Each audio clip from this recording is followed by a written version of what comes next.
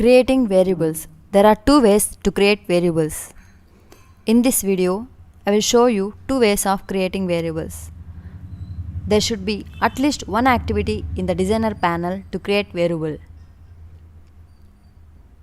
Let me drag and drop activity called assign.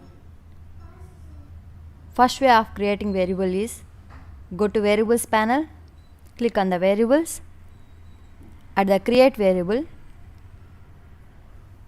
you can create variable and name it as variable 1.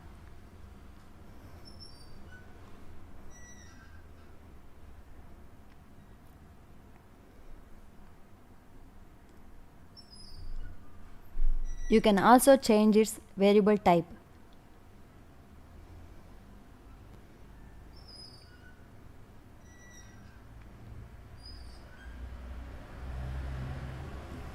Second way of creating variable is go to the properties panel.